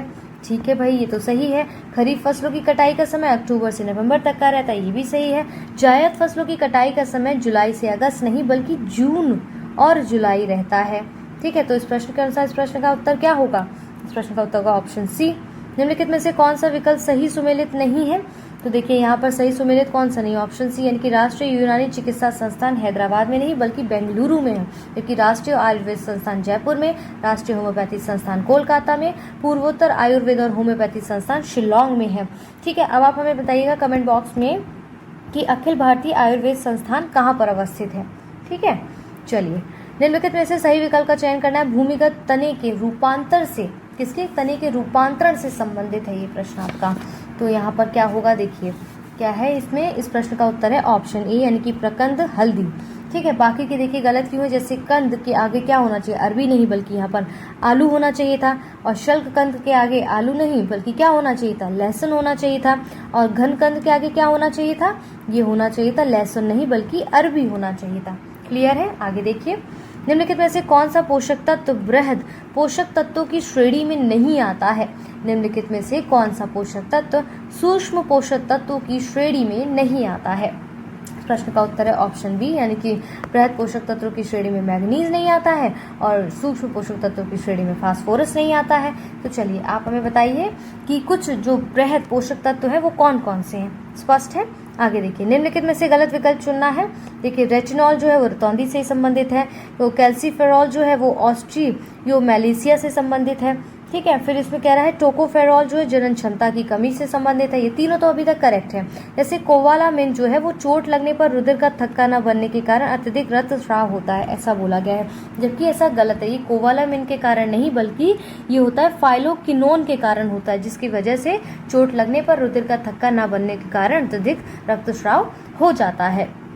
दक्षिणी क्षेत्रीय परिषद का मुख्यालय कहाँ पर अवस्थित है? क्या केंद्र शासित प्रदेश पुडुचेरी दक्षिणी क्षेत्रीय परिषद का सदस्य है? तो भाई देख लीजिए, इसमें ऑप्शन सी होगा, चेन्नई में है इसका मुख्यालय, और हाँ भाई कि जो पुडुचेरी है वो दक्षिण क्षेत्रीय परिषद का सदस्य है। आगे देखते हैं अगला प्रश्न क्या कहता है आज का, कि निम्नलिखित में से किस राष्ट्रीय उद्यान का क्षेत्रफल अन्य 3 राष्ट्रीय उद्यानों के क्षेत्रफल के बराबर नहीं है? तो इस प्रश्न का उत्तर हो जाएगा ऑप्शन ए, यानी कि मोलेम राष्ट्रीय उद्यान। अब देखिए देख लेते हैं कहाँ पर कैसे कैसे क्या है। जैसे मोलेम राष्ट्रीय उद्यान कहाँ पर है? गोवा में है। इसका वर्ग किलोमीटर आप देखेंगे ना तो 107 वर्ग किलोमीटर में ये फैला हुआ है। इसके बाद कांगेर घाटी राष्ट्रीय उद्यान कहाँ पर है? छत्तीसगढ़ में, जो कि 200 वर्ग किलोमीटर में है। नामेरी राष्ट्रीय उद्यान कहाँ पर है? असम में है, 200 वर्ग किलोमीटर में है। मुकुंदरा हिल्स राष्ट्रीय उद्यान राजस्थान में है, जो कि 200 वर्ग किलोमीटर में ही फैला हुआ है इसका क्षेत्रफल जो है। आइए, उत्तर प्रदेश राज्य के निम्नलिखित में से किस स्थल को वर्ष 2005 में भारत में रामसर आर्द्र भूमि स्थल के रूप में अधिसूचित किया गया था? तो इसमें क्या किसको किया गया था? ऑप्शन डी, ऊपरी गंगा नदी को, जो कि 2005 में, ठीक है 2005 में भारत में रामसर आर्द्र भूमि स्थल के रूप में अधिसूचित किया गया। जैसे देखेंगे आप सैंडी पक्षी अभ्यारण्य को कब किया गया? 2019 में किया गया था, और सरसई नवर झील को 2019 में, वहीं पर देखेंगे सुर सरोवर झील को ये 2020 में। क्लियर हो गया? चलिए आगे बढ़ते हैं। निम्नलिखित में से सबसे पश्चिमी बाघ अभ्यारण्य का चयन करना है। इस प्रश्न का उत्तर होगा ऑप्शन डी, यानी कि मानस बाघ अभ्यारण्य सबसे पश्चिमी बाघ अभ्यारण्य है। निम्नलिखित में से सही विकल्प का चयन करें। नंदा देवी जैव मंडल अगार से संबंधित है। इस प्रश्न का उत्तर होगा, देखिए इसे 1988 में जैव मंडल अगार के रूप में अधिसूचित किया गया था। ये उत्तराखंड राज्य के चमोली, पिथौरागढ़ और बागेश्वर जिले में फैला हुआ है। दोनों कथन करेक्ट है। ऑप्शन सी इस प्रश्न का उत्तर होगा। देखिए ये 100वां प्रश्न क्या कह रहा है? डैश है कि के दौरान राष्ट्रीय उद्यानों और अभ्यारण्यों के विकास के लिए सहायता योजना का नाम बदलकर वन्यजीव आवासों का एकीकृत विकास कर दिया गया था। तो देखिए इस प्रश्न का उत्तर क्या होगा, किसके अंतर्गत इसको किया गया था, ऑप्शन सी यानी कि 11वीं पंचवर्षीय योजना के अंतर्गत। 11वीं पंचवर्षीय योजना का समय देखेंगे तो 2007 से 2012 तक का है। क्लियर है। चलिए अब हम आगे बढ़ते हैं। निम्नलिखित में से किस देश ने हाल ही में महिला पैन अमेरिकन कप 2022 जीता है। निम्नलिखित में से कौन महिला पैन अमेरिकन कप 2022 में विजेता से क्या हुआ है, पराजित हुआ है। तो इस प्रश्न का उत्तर क्या होगा हमारा, ऑप्शन डी यानी कि अर्जेंटीना। और कह रहा है कि इनमें से कोई भी नहीं है जिन्होंने इस विजेता से पराजित हुआ हो। ठीक है। दूसरा कथन यहाँ पर देखिए, दूसरा प्रश्न क्या है ये 102। देखिए डैश दिया गया, राज्य में अनुसूचित जातियों के उद्यमियों के स्वामित्व वाले सूक्ष्म, लघु और मध्यम उद्यमों की संख्या सबसे अधिक है। फियरलेस गवर्नेंस नामक पुस्तक हाल ही में किसके द्वारा लिखी गई है। इस प्रश्न का उत्तर हो जाएगा ऑप्शन ए यानी कि यहाँ पर महाराष्ट्र आ जाएगा। फिर इसके बाद पूछ रहे फियरलेस गवर्नेंस जो है नामक पुस्तक किसने लिखी है, तो किरण बेदी के द्वारा इसको लिखा गया है। आगे देखते हैं अगला प्रश्न क्या कहता है। निम्नलिखित में से सही विकल्प का चयन करना है। भारत सरकार ने हाल ही में देश के 12 राज्यों में 150 गाँव को उत्कृष्टता के गाँव में बदलने के लिए इजराइल सरकार के साथ करार किया है। फिर लिखा है दूसरा कथन कि फोन पे ने हाल ही में भारत का पहला बुद्धिमान संदेश वाहक पॉप्स लॉन्च किया है। तो इस प्रश्न का उत्तर क्या हो जाएगा हमारा, ऑप्शन ए यानी कि केवल एक करेक्ट है, दूसरा गलत क्यों है। देखिए यहाँ पर फोन पे ने नहीं बल्कि पेटीएम, ठीक है, पेटीएम ने हाल ही में भारत का पहला बुद्धिमान संदेश वाहक पॉप्स लॉन्च किया है। निम्नलिखित में से सही विकल्प का हमें चयन करना है।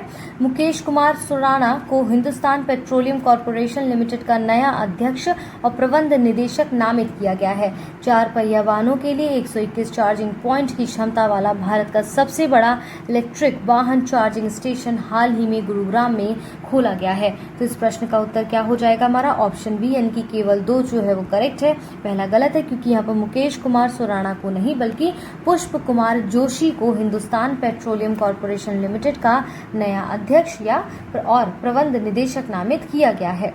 निम्नलिखित में से गलत विकल्प का चयन करना है हमें। तो देखिए यहाँ पर क्या है कि हाल ही में दुनिया के सबसे बड़े कैनॉल लॉक का उद्घाटन नीदरलैंड में किया गया है। ये तो भाई करेक्ट है पूरी तरह से।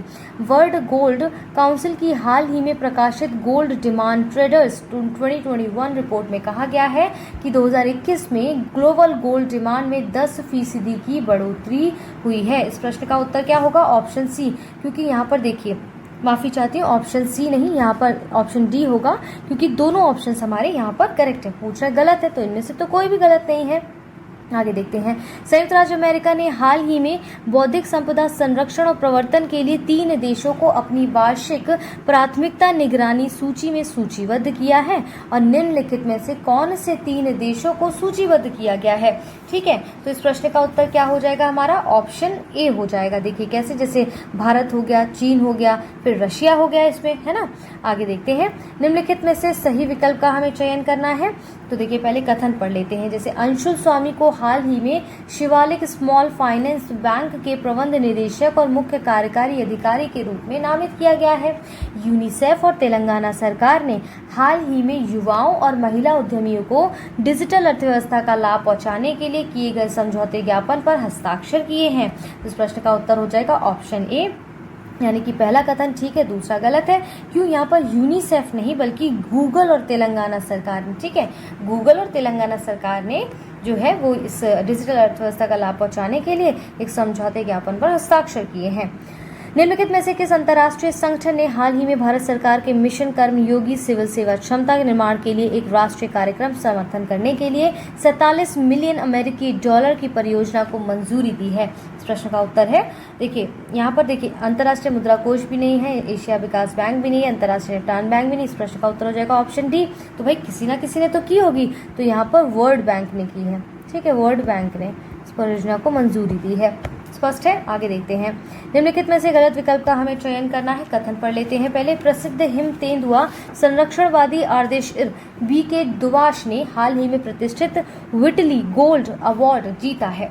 चारुदत्त मिश्रा को हाल ही में पेरू के विदेश मंत्रालय द्वारा सर्वोच्च राजनयिक पुरस्कार से सम्मानित किया गया है। तो इस प्रश्न का उत्तर क्या हो जाएगा, ऑप्शन सी, यानी कि दोनों कथन हमारे यहाँ पर गलत है। देखिए कैसे, यहाँ पर समझना होगा हमें कि प्रसिद्ध हिम तेंदुआ संरक्षणवादी जो है वो आर्देशिक BK दुवाश ने नहीं बल्कि किसने, चारुदत्त मिश्रा ने देखिए स्वैप कर दिए गए हैं यहाँ पर, ठीक है। वहीं पर चारुदत्त मिश्रा को नहीं बल्कि आर्देशर, यहाँ पर लिखा है ना, आर्देशर VK दुवाश ने हाल ही में पेरू के विदेश मंत्रालय द्वारा सर्वोच्च राजनयिक पुरस्कार से सम्मानित किया गया है। आइए अगला प्रश्न क्या कहता है, निम्नलिखित में से गलत विकल्प का चयन करना है। हाल ही में Karnataka migration tracking system application विकसित करने वाला देश का पहला राज्य बन गया है। हाल ही में आयुष्मान भारत प्रधानमंत्री जन आरोग्य योजना के अंतर्गत जम्मू संभाग का सांबा जिला 100% घरों को कवर करने वाला भारत का पहला जिला बन गया है। तो यहाँ पर क्या पूछ रहा है, गलत। तो गलत इस प्रश्न का उत्तर क्या है, ऑप्शन ए यानी कि पहला गलत है, दूसरा सही है। पहला गलत क्यों, क्योंकि यहाँ पर कर्नाटक नहीं है, देखिए यहाँ पर क्या है, महाराष्ट्र है, ठीक है, महाराष्ट्र है यहाँ पर। निम्नलिखित में से सही विकल्प का चयन करना है। दीपिका पादुकोण को हाल ही में 75वें कान फिल्म महोत्सव के लिए जूरी सदस्य के रूप में नियुक्त किया गया है। लार्सन एंड ट्रूबो ने हाल ही में भारतीय प्रौद्योगिकी संस्थान हैदराबाद के साथ एक संयुक्त शोध करने और हरित हाइड्रोजन प्रौद्योगिकी विकसित करने के लिए एक समझौता किया है, कॉन्ट्रैक्ट किया है। तो इस प्रश्न का उत्तर क्या हो जाएगा, पूछ रहे हैं सही कौन से है। तो इस प्रश्न का उत्तर है ऑप्शन ए यानी कि पहला ठीक है, दूसरा गलत है। क्यों, क्योंकि यहाँ पर देखिए, इधर आइए, देखिए भारतीय प्रौद्योगिकी संस्थान जो वो हैदराबाद में नहीं बल्कि कहाँ पर है, बॉम्बे में है, ठीक है। आगे बढ़ते हैं।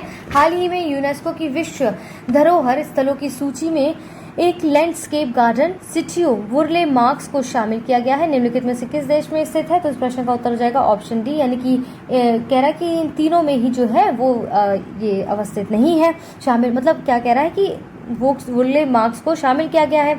तो इन तीनों ही देशों में शामिल नहीं किया गया, तो किन देशों में देखिए शामिल किया है। आप देखेंगे कि ब्राजील के शहर रियो किसमें दिया गया है, ब्राजील के रियो डी जेनेरियो में किया गया है, ठीक है। आपने देखिए शब्द सुना भी होगा, यहाँ पर मैं एक चीज़ और ऐड ऑन करूंगी या आपसे पूछूंगी, जैसे रियो डी जेनेरियो का नाम आया तो आपके जहन में क्या आया, रियो डी जेनेरियो में क्या हुआ था। जैसे एजेंडा 21 आप देखेंगे जो पृथ्वी हमारा सम्मेलन हुआ था, तो उसमें टारगेट क्या लिया गया था, आप बता सकते हैं कि रियो डी जेनेरियो में जो हमारा एजेंडा 21 हुआ था उसका टारगेट क्या था, क्या किस वजह से उसको बनाया गया था वहाँ पर। देखिए इससे अलग है, लेकिन इसी तरह तैयारी होगी, तैयारी अलग से नहीं होती, एक साथ चीज़ें लिंक करके आप पढ़ेंगे तो ज़्यादा मज़ा आएगा और अच्छा ऑथेंटिक आपको आंसर मिल सकेगा। चलिए, भारतीय रिजर्व बैंक ने हाल ही में किसान क्रेडिट कार्ड प्रदान करने वाले बैंकों के लिए नियमों में बदलाव किया, इससे संबंधित सही विकल्प का चयन करना है। तो देखिए यहाँ पर क्या है, समय पर ऋण चुकाने वाले किसानों को अतिरिक्त 3% ब्याज सब्सिडी मिलेगी। इन किसानों के लिए प्रभावी ब्याज दर 4% है। किसानों को 7% वार्षिक ब्याज दर पर 3 लाख रुपए तक का अल्पकालीन फसली ऋण उपलब्ध कराने के लिए सरकार बैंकों को 2% वार्षिक ब्याज सब्सिडी देगी। तो इस प्रश्न का उत्तर हो जाएगा ऑप्शन सी, क्योंकि भाई दोनों कथन जो है वो पूरी तरह से करेक्ट है। निम्नलिखित में से सही विकल्प चुनना है। मुख्यमंत्री मितान योजना को हाल ही में छत्तीसगढ़ के मुख्यमंत्री भूपेश बघेल द्वारा शुरू किया गया है। केरल ने हाल ही में 75वीं संतोष ट्रॉफी 2022 जीती है। इस प्रश्न का उत्तर है ऑप्शन सी, दोनों कथन हमारे करेक्ट हैं। इसलिए निम्नलिखित में से गलत विकल्प चयन करना है। बिहार के पूर्णिया जिले में हाल ही में भारत के पहले ग्रीनफील्ड ग्रेन बेस्ड एथेनॉल संयंत्र का उद्घाटन किया गया है। इंग्लैंड की रानी सुल्लीवन ने हाल ही में विश्व स्नूकर चैंपियनशिप 2022 जीती है। तो इस प्रश्न का उत्तर क्या होगा, देखिए इस प्रश्न का उत्तर हो जाएगा हमारा ऑप्शन डी, इनमें से कोई नहीं, यानी कि दोनों कथन हमारे करेक्ट हैं। अगला प्रश्न कहता है कि 116 में क्या कहा गया, डैश ने हाल ही में डैश जिले में आतंकवाद विरोधी दस्ते की नई इकाई कमांडो ट्रेनिंग सेंटर की आधारशिला रखी थी। इस प्रश्न का उत्तर क्या होगा, ऑप्शन डी, यानी कि योगी आदित्यनाथ ने हाल ही में सहारनपुर जिले में इसकी बात की गई है। पूरी तरह करेक्ट हो गया है। फिर ये केंद्रीय मंत्री नितिन गडकरी द्वारा हाल ही में कौशाम्बी जिले में कितनी राष्ट्रीय राजमार्ग परियोजनाओं की आधारशिला रखी गई है। कौशाम्बी की इन परियोजनाओं के कितने करोड़ रुपए का आवंटन स्वीकृत किया गया है। तो इस प्रश्न का उत्तर हो जाएगा ऑप्शन सी। हाँ, अगला प्रश्न कहता है कि उत्तर प्रदेश राज्य के निम्नलिखित में से किस जिले ने हाल ही में सर्वश्रेष्ठ जिला श्रेणी में उत्तर क्षेत्र में सर्वश्रेष्ठ पुरस्कार जीता है, जिसने उसमें वो हो जाएगा। ये देखिए तीनों ऑप्शंस यहाँ पर गलत दिए गए हैं। इसका करेक्ट क्या होगा, मुजफ्फरनगर होगा। तो इस प्रश्न का उत्तर क्या है, ऑप्शन डी। लेकिन इसका जो सही उत्तर है वो क्या होगा, मतलब इसमें क्या पूछा गया है, उसका क्या होगा, मुजफ्फरनगर होगा। ठीक है, निम्नलिखित में से गलत विकल्प का हमें चयन करना है। चलिए देख लेते हैं क्या है ये, कि प्रख्यात कथक नर्तक पंडित बिरजू महाराज का हाल ही में निधन हो गया है। ठीक है, ब्रजमोहन नाथ मिश्र को ही पंडित बिरजू महाराज के नाम से जाना जाता है। पंडित बिरजू महाराज लखनऊ के कालका विंदादीन घराने के थे। तो इसमें कह रहा है कौन सा गलत है, तो देखिए कह रहा है ऑप्शन डी, इनमें से कोई नहीं, यानी कि तीनों कथन करेक्ट हो जाते हैं। निम्नलिखित में से किस जिले में हाल ही में मार्च के महीने में हिंदी साहित्य सम्मेलन का वार्षिक सम्मेलन आयोजित किया गया था? और ये हिंदी साहित्य सम्मेलन का वार्षिक सम्मेलन था, कौन सा सम्मेलन था? देखिए 120 का यहाँ पर जो है इस प्रश्न का उत्तर क्या होगा? ऑप्शन ए होगा, क्योंकि देखिए ये यहाँ पर हिंदी साहित्य सम्मेलन का 73वां वार्षिक सम्मेलन था। और किस जिले में इसको हाल ही में मार्च के महीने में मनाया गया था? प्रयागराज में। ठीक है, आगे बढ़िए। नवीनतम कृषि आंकड़ों के अनुसार निम्नलिखित में से किस राज्य में मक्के का उत्पादन लगभग 5 मिलियन टन रहा है? तो कर्नाटक का रहा है। आगे देखिए, नवीनतम कृषि आंकड़ों के अनुसार महाराष्ट्र राज्य ने निम्नलिखित में से किन 2 राज्यों की तुलना में अधिक सोयाबीन का उत्पादन किया है? तो इस प्रश्न का उत्तर हो जाएगा हमारा ऑप्शन बी, यानी कि मध्य प्रदेश और राजस्थान ने। निम्नलिखित में से सही विकल्प हमें बताना है कि निम्नलिखित में से सही विकल्प का हमें चयन करना है। नवीनतम कृषि आंकड़ों के अनुसार विश्व के शीर्ष 3 ग्रीन कॉफी उत्पादक देश ब्राजील, वियतनाम और कोलंबिया है। ग्रीन कॉफी के उत्पादन में भारत विश्व में 8वां स्थान है। तो इस प्रश्न का उत्तर होगा इस प्रश्न का उत्तर क्या होगा? देखिए ऑप्शन सी होगा। क्यों? क्योंकि देखिए दोनों ही कथन हमारे करेक्ट है। आगे बढ़ते हैं। निम्नलिखित में से गलत विकल्प का चयन करना है। 20वीं पशुधन गणना के संबंधित है ये प्रश्न आपका। तो देश में कुल पशुधन आबादी लगभग 536 मिलियन है। 2019 में कुल गोजातीय आबादी जो है वो लगभग 303 मिलियन थी। वहीं 2019 में देश में मवेशियों की कुल संख्या लगभग 192 मिलियन थी। तो इस प्रश्न का उत्तर है ऑप्शन डी, यानी कि ये सारे ही कथन हमारे करेक्ट है। पूछ रहा है गलत है, इसलिए इनमें से कोई नहीं। देखिए पिछले आकलन की तुलना में, ठीक है, पिछले आकलन की तुलना में गायों और भैंसों में कुल दुधारू पशुओं में कितने प्रतिशत की वृद्धि को दर्ज किया गया है? 20वीं पशुधन गणना के अनुसार बताना है। तो ऑप्शन सी इस प्रश्न का उत्तर हो जाएगा। आइए देखिए फिर क्या कह रहा है कि देखिए अगला प्रश्न क्या कह रहा है कि नवीनतम खनिज आंकड़ों के अनुसार निम्नलिखित में से किस खनिज के उत्पादन में भारत विश्व में 4थे स्थान पर है? तो इस प्रश्न का उत्तर हो जाएगा एल्यूमिनियम 4थे स्थान पर है। ठीक है, आगे बढ़ते हैं। निम्नलिखित में से कौन सा विकल्प उत्तर प्रदेश राज्य के संदर्भ में सही सुमेलित होता है? तो इसमें सही सुमेलित हो रहा है हमारा सबसे दक्षिणी जिला जो कि सोनभद्र में है। बाकी के देख लीजिए, जैसे सबसे उत्तरी जिला कौन सा है? वो है हमारा सहारनपुर है। सबसे पूर्वी जिला कौन सा है? वो है हमारा बलिया है। इसका सबसे पश्चिमी जिला कौन सा बचा? अब इसमें शामली होगा, है ना। ऐसे ऊपर नीचे दे दिए गए हैं, स्वैप कर दिया गया है, मिसमैच कर दिया गया, आपको मैच करना होगा। आइए निम्नलिखित में से सही विकल्प का हमें चयन करना है। लखीमपुर खीरी क्षेत्रफल की दृष्टि से सबसे बड़ा जिला है। हापुड़ क्षेत्रफल की दृष्टि से सबसे छोटा जिला है। सहारनपुर मध्य प्रदेश की सीमा को स्पर्श नहीं करता है। इस प्रश्न का उत्तर क्या होगा? ऑप्शन सी, यानी कि तीनों विकल्प पहला, दूसरा और तीसरा जो है वो सही है। लेकिन देखिए यहाँ पर कह रहा है कि ये तीनों कथन हमारे सही कह रहे हैं, लेकिन ध्यान क्या देना है? देखिए यहाँ पर लिखा है ना सहारनपुर, ये वाला कथन कह रहा है कि सहारनपुर मध्य प्रदेश की सीमा को स्पर्श नहीं करता है, जबकि गलत है। सहारनपुर मध्य प्रदेश की सीमा को स्पर्श नहीं करता, बल्कि किसको करता है? हरियाणा और हिमाचल प्रदेश और उत्तराखंड की सीमा को स्पर्श करता है।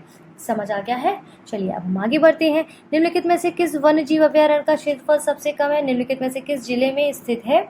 और पहले देखिए प्रश्न का उत्तर क्या हो? ऑप्शन बी, यानी कि महावीर स्वामी वन्यजीव अभयारण्य। और किस जिले में है? ललितपुर में है ये। आइए निम्नलिखित में से कौन सा विकल्प सही सुमेलित नहीं है? उत्तर प्रदेश की एक जिला एक उत्पाद योजना बताया था ना, ये पहले भी एक वीडियो में आपको बताया था। One product scheme of Uttar Pradesh जो था, वन डिस्ट्रिक्ट वन प्रोडक्ट, काफ़ी बार पूछा गया है। अभी हमारी टेस्ट सीरीज में रिवाइज करते रहिए सारी टेस्ट सीरीज को। तो बी दिया गया है, यानी कि कौशाम्बी खाद्य प्रसंस्करण जो है, इसमें देखिए यहाँ पर क्या बोला? सही सुमेलित नहीं है, तो ये गलत है। यहाँ पर क्यों गलत है? खाद्य प्रसंस्करण यहाँ दालों को नहीं बल्कि केला दिया गया है यहाँ पर। ठीक है, केला है यहाँ पर। आइए निम्नलिखित में से सही विकल्प का चयन करना है। डॉक्टर भीमराव अंबेडकर संग्रहालय और पुस्तकालय रामपुर में, कालका विंदादीन महाराज की ड्योढ़ी और कत्थक संग्रहालय सिद्धार्थनगर में, लाल बहादुर शास्त्री स्मारक संग्रहालय लखनऊ में, वहीं सरकारी बुद्ध संग्रहालय कहाँ है? वाराणसी में है। पूछ रहे सही कौन सा है? तो सही हमारा ऑप्शन ए हो जाता है। देखिए ये संग्रहालय कब आया था? देखिए 2004 में। इसके बाद यहाँ पर सिद्धार्थनगर में नहीं बल्कि लखनऊ में 2016 में। ठीक है, यहाँ पर लिख देती हूँ लखनऊ में 2016 में। यहाँ पर लाल बहादुर शास्त्री स्मारक संग्रह लखनऊ में नहीं बल्कि वाराणसी में हुआ था, संग्रहालय आया था, बना था। ठीक है, 2018 में। सरकारी बुद्ध संग्रहालय वाराणसी में नहीं बल्कि सिद्धार्थनगर में कब बना था? 2009 में बना था। आइए गलत विकल्प का हमें चयन करना। प्रसिद्ध स्थल है, एक तरफ इनके जिले दिए गए हैं, तो इसमें गलत कौन सा है? अशफाक उल्ला खां दरगाह जो प्रसिद्ध स्थल है वो मुजफ्फरनगर में नहीं बल्कि शाहजहांपुर में है। कहाँ पर है? शाहजहांपुर में। बाकी के ऑप्शंस आपके करेक्ट हो जाते हैं। आइए अगला प्रश्न देखते हैं क्या कह रहा है कि निम्नलिखित में से सही विकल्प का चयन करना है। चंद्रशेखर आजाद कृषि एवं प्रौद्योगिकी विश्वविद्यालय बहराइच है। आचार्य नरेंद्र देव कृषि एवं प्रौद्योगिकी विश्वविद्यालय सीतापुर है। सरदार वल्लभ भाई पटेल कृषि एवं प्रौद्योगिकी विश्वविद्यालय मेरठ है। पूछ रहे कौन से कथन इसमें सही है, तो इस प्रश्न का उत्तर हो जाएगा ऑप्शन सी, तीसरा कथन ठीक है, 2 गलत है। क्यों गलत है भाई, देखिए ये बहराइच में नहीं बल्कि कानपुर में है और ये सीतापुर में नहीं बल्कि फैजाबाद में है।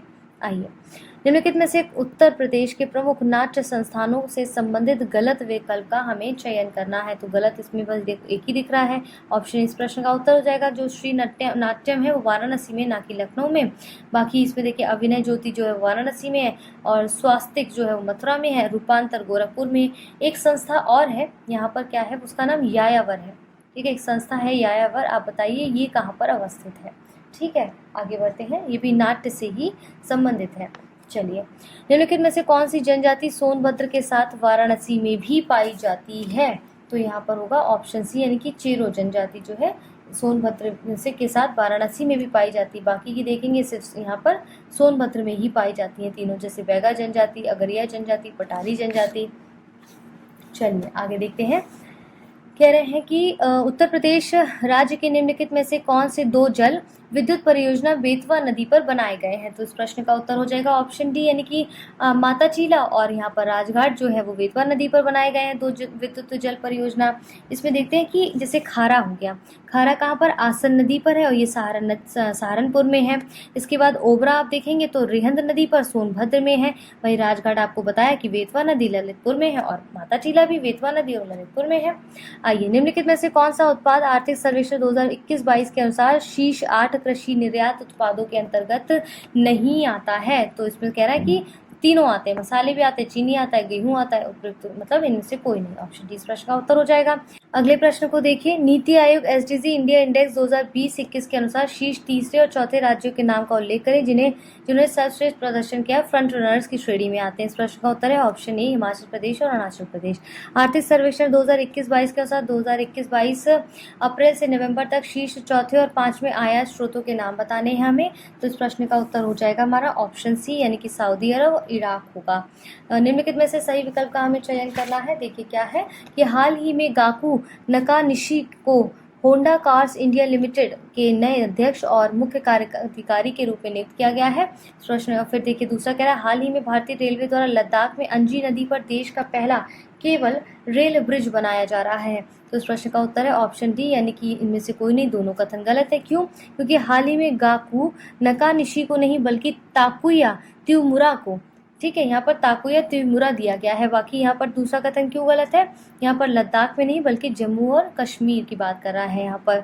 आइए, हाल ही में डैश कार्ड्स ने डिजिटल ट्रांसफॉर्मेशन को बढ़ावा देने के लिए डैश के साथ समझौता ज्ञापन पर हस्ताक्षर किए हैं।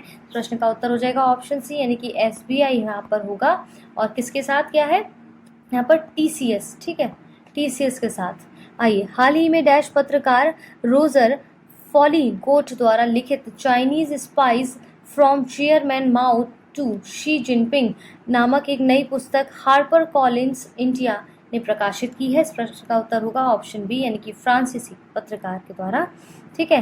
हाल ही में घोषित लॉरियस पुरस्कार 2022 से संबंधित है और इसमें सही विकल्प का हमें चयन करना है। इस प्रश्न का उत्तर हो जाएगा Laureus lifestyle achievement award Tom ब्रेडी को दिया गया है। बाकी के ऑप्शंस गलत क्यों हैं, जैसे breakthrough of the year पुरस्कार किसको दिया गया है, ये दिया गया है आपको एम्मा रादुकानु को, ठीक है। इसके बाद देखेंगे लॉरियस स्पोर्टिंग आइकन अवार्ड किसको दिया गया, ये दिया गया है बाल्टेटिनो रॉसी को। इसके बाद असाधारण उपलब्धि का पुरस्कार किसको दिया गया, अंतिम क्या बचता है हमारा, रॉबर्ट लेवांडोस्की को। आइए अगला प्रश्न क्या कहता है, निम्नलिखित में से सही विकल्प का चयन करना है हमें। अजय श्रीनिवासन को आदित्य बिरला कैपिटल के नए मुख्य कार्यकारी अधिकारी के रूप में चुना गया है। एपी अब्दुल्ला कुट्टी को भारत की हज समिति का अध्यक्ष नियुक्त किया गया है। इस प्रश्न का उत्तर है ऑप्शन बी यानी कि केवल 2 ठीक है, पहला गलत है। क्यों? क्योंकि अजय श्रीनिवासन को नहीं बल्कि विशाखा मुले को आदित्य बिरला कैपिटल के नए मुख्य कार्यकारी अधिकारी के रूप में चुना गया है। अंतिम फिर अगला प्रश्न क्या कह रहा है, हाल ही में किन दो देशों में दुनिया के प्रमुख इंटरनेट केंद्रों को जोड़ने के लिए भारत के सबसे बड़े 4G मोबाइल ब्रॉडबैंड और डिजिटल सेवा प्रदाता रिलायंस जियो इन्फोकोम लिमिटेड ने नई सबसी केवल भारत एशिया एक्सप्रेस लॉन्च की है? तो इस प्रश्न का उत्तर हो जाएगा ऑप्शन डी, भारत और सिंगापुर ने। निम्नलिखित में से गलत विकल्प का चयन करना है। वयोवृद्ध मलयालम फिल्म मंच अभिनेत्री केपीएसी ललिता का हाल ही में निधन हो गया है। हाल ही में केएन राघवन को इंटरनेशनल रबर स्टडी ग्रुप का नया अध्यक्ष नियुक्त किया गया है। इस प्रश्न का उत्तर है ऑप्शन डी, यानी कि दोनों कथन हमारे करेक्ट हो जाते हैं यहाँ पर। फिर देखिए अगला प्रश्न क्या कह रहा है कि हाल ही में कौन सा राज्य नदियों में night navigation mobile app launch करने वाला देश का पहला राज्य बन गया है? इसे किस भारतीय प्रौद्योगिकी संस्थान द्वारा विकसित किया गया है? ऑप्शन ए इस प्रश्न का उत्तर हो जाएगा। हाल ही में किन दो देशों ने नीली अर्थव्यवस्था और महासागर शासन पर आदान प्रदान बढ़ाने के लिए एक द्विपक्षीय समझौता हस्ताक्षर किए हैं? किस पे? द्विपक्षीय समझौता ज्ञापन पर। तो इसमें क्या होगा इस प्रश्न का उत्तर? ऑप्शन बी, यानी कि भारत और फ्रांस ने। और इसके बाद अगला प्रश्न क्या कहता है? हाल ही में शिक्षा मंत्रालय ने राष्ट्रीय उच्चतर शिक्षा अभियान योजना को 31 मार्च तक जारी रखने की मंजूरी दी है। इस योजना का व्यय कितने करोड़ रुपए है? तो इस प्रश्न का उत्तर होगा ऑप्शन सी, यानी कि 2026 तक यहाँ पर बात कर रहा है। बाकी ये आंकड़ा यहाँ पर कितने करोड़ रुपए इसमें व्यय किया गया है। अंतिम प्रश्न देखिए, हाल ही में एम्मा टेरोहो को अंतर्राष्ट्रीय ओलंपिक समिति के एथलीट आयोग का अध्यक्ष नियुक्त किया गया है। वह निम्नलिखित में से किस देश की आइस हॉकी खिलाड़ी हैं? और हाल ही में किसी अंतर्राष्ट्रीय ओलंपिक समिति के एथलीट आयोग का पहला उपाध्यक्ष नियुक्त किया गया है? इस प्रश्न का उत्तर होगा ऑप्शन डी। देखिए ये तो रही आज के हमारे प्रश्नों की श्रृंखला। आशा करती हूँ आपको हमारी ये सारी श्रृंखलाएं अच्छे से समझ आ रही होंगी। ठीक है, आप अपने जो भी हमने प्रश्न पूछे हैं वो कमेंट बॉक्स में देते रहें, ताकि आपके साथ साथ अन्य लोग भी सीखते रहें। कुछ आप हमसे सीखें, कुछ हम आपसे सीखें। लगातार इसी तरह से अपना साथ देते रहें और हमारी वीडियोज़ को ज़्यादा से ज़्यादा लाइक करें, ज़्यादा से ज़्यादा अपने दोस्तों के साथ शेयर करें और हमारे चैनल पर बने रहें। धन्यवाद।